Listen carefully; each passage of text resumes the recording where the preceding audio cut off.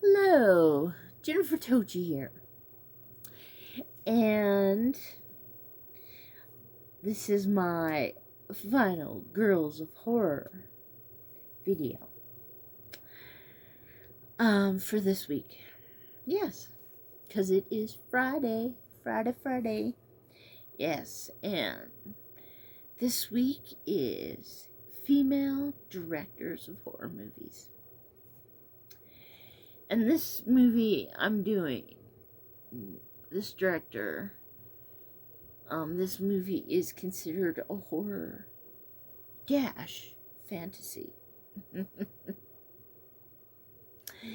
was made in 2017, but Shudder, a Shudder exclusive it is now.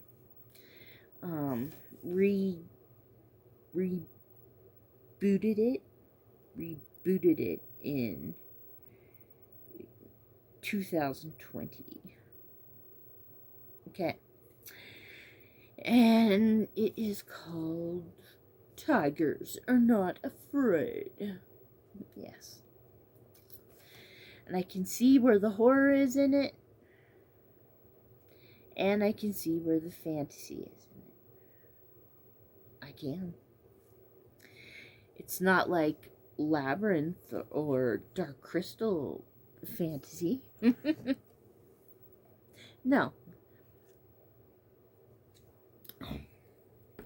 Nobody's magic dancing or poking out their eyes or anything. No. Basically, this is about a girl who's stuck in a Mexican town. Oh, this movie was directed by Issa Lopez. And her movies are basically done in Spanish. So this one was dubbed. Was it dubbed very well? No. I can all, it's got that little, I don't know, I can always hear that little ping to it. I don't know. That bugs me a little. I don't know if you guys can hear it sometimes too when they're talking, that it's dubbed, It sounds like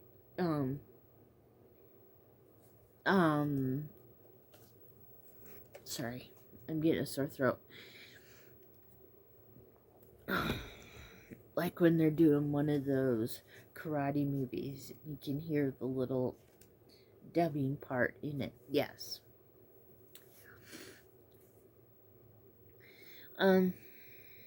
So I wasn't feeling great about the dubbing, but at least I didn't have to get my glasses out and read subtitles and sit close to the TV. I need a bigger TV, I think. Yeah. Okay. Yes, and this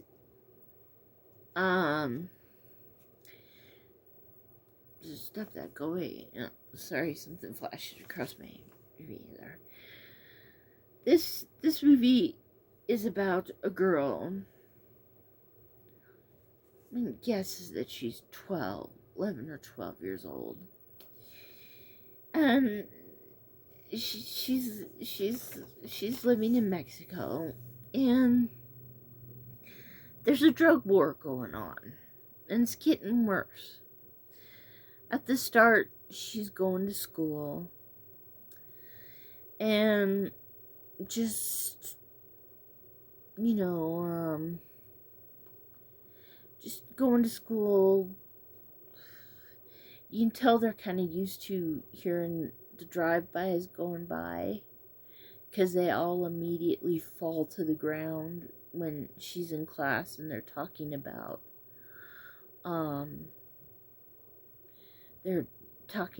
fantasy stories, and they're talking about how tigers are in fantasy movies.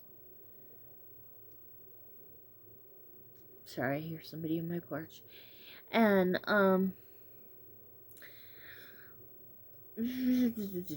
yes, and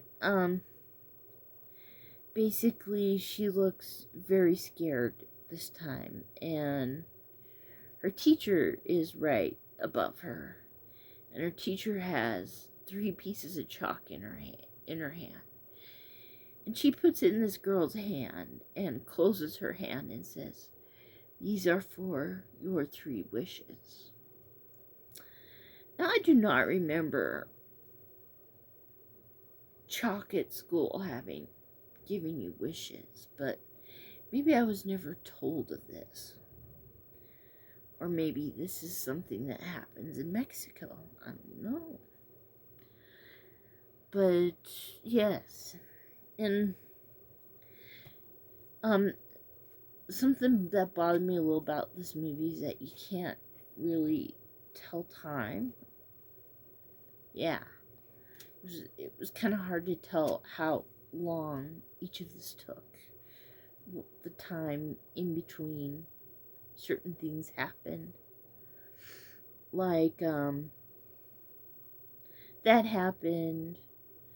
Then the school got closed down. And then you didn't know what happened till then. Then her mom disappeared. And when the school got closed permanently, and she couldn't find her mom, but this like blood trail started following her. And I found that very interesting, how the blood trail was following her everywhere. And it was like going up her wall and going down her TV, and she wasn't seeing this. And then all of a sudden it got onto her mom's dress that was hanging. And it was like making a big spot of blood on the top of her mom's dress. And I was going, interesting. And one day she was sitting outside and she saw one of the neighborhood orphan boys who are kind of like some of them are younger than her, some are the same age, none of them are older. She sees him and says hi, and they run away. And I think one of them says something mean to her and run away. And she wishes that she could see her mom again, because she's starting to get very hungry. I guess she's eaten everything in the house. So you can tell time has gone through then, but you don't know how long, and that bugged me. But she wishes she could see her mom, and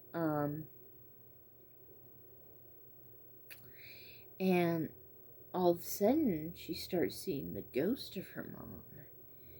And the ghost is scary. The ghost isn't a nice mom, I don't think. Well, the ghost starts giving her warnings, I think. Warnings, yes. And then one day she finds Shine, who is supposed to be the lead street orphan. She finds him in her house, stealing things from her. And she stops him.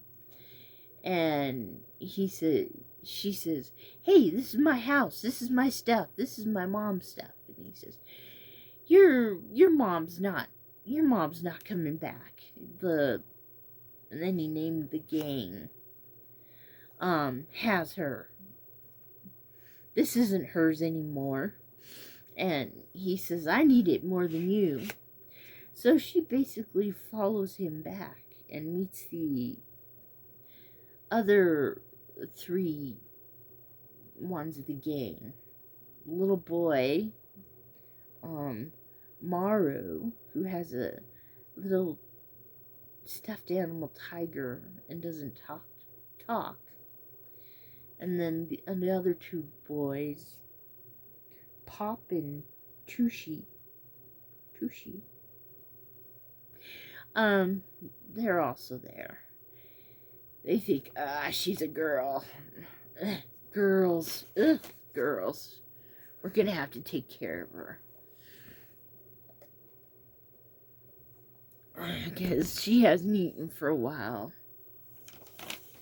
And Morrow, in the middle of the night, comes over to her and gives her a blanket and a cracker. And she says, thank you. And the boys start yelling at him. Oh my goodness, yes. But I think the fantasy part of this movie is that little one, Morrow, does this wonderful graffiti of a tiger, and the tiger is not afraid. That's what this little girl says whenever she hears her mother's ghost talk to her in the morning, or anything like that. She goes, tigers are not afraid, tigers are not afraid.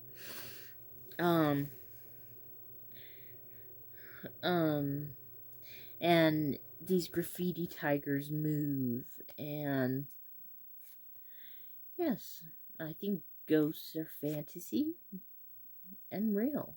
Yes. I'm gonna be making a video later when it gets a little warmer.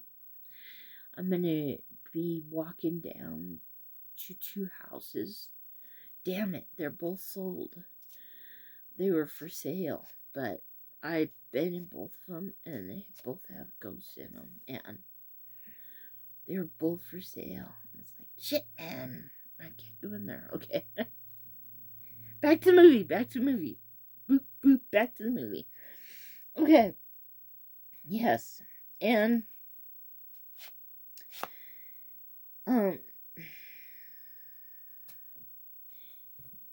yes, and Shine happens to have one of the head gangsters, gun and phone.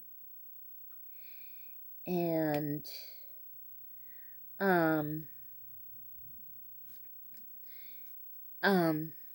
they want it back. And he tells the girl, to be in our gang, you have to kill the guy whose phone and gun this is. So, she finally says, fine, and goes over the fence and goes into his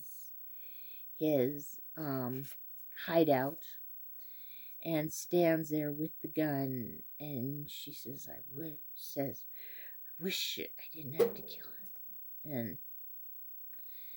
And another wish comes true, but he is dead. Something that looks like a giant sperm comes out of her foot. I said, what the? Frock?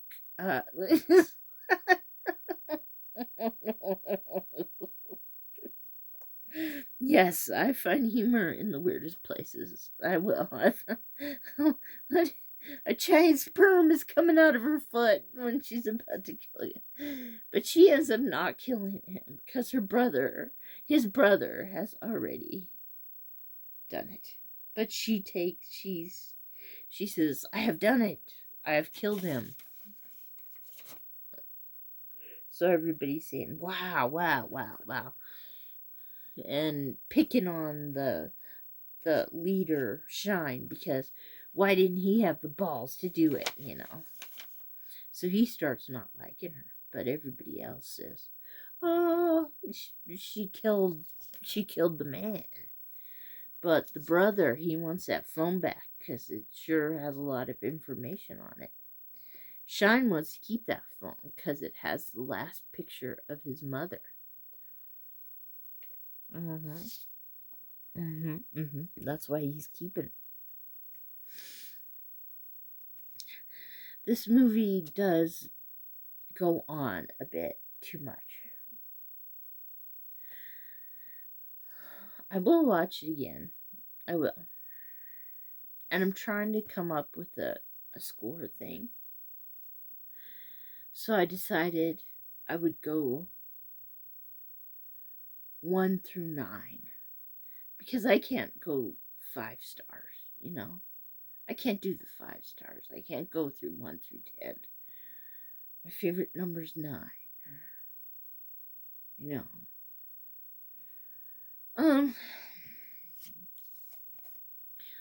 The ending was surprisingly well played. I'll say that. Yes. It was well played. But the whole movie didn't thrill me the way I thought it would.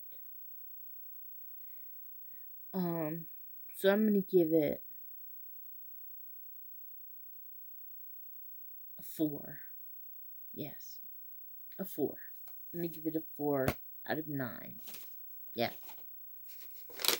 It was good. It was a 4, but not a 9. Yes. But Issa Lopez has done other movies, but they're most Spanish speaking movies that are Spanish speaking and not horror movies. They are mostly feel good romantic movies and are not dubbed. But I think another one is a horror slash it looks like a thriller movie more. Yeah, thriller movie called 600 Miles, and Tim Roth is in it. So that looks very interesting to me. I might want to watch that. Yeah, so make sure and check out all the other Final Girls of Horror for this week. I've watched 2 so far, and I've loved them. And everybody have a nice day. Goodbye.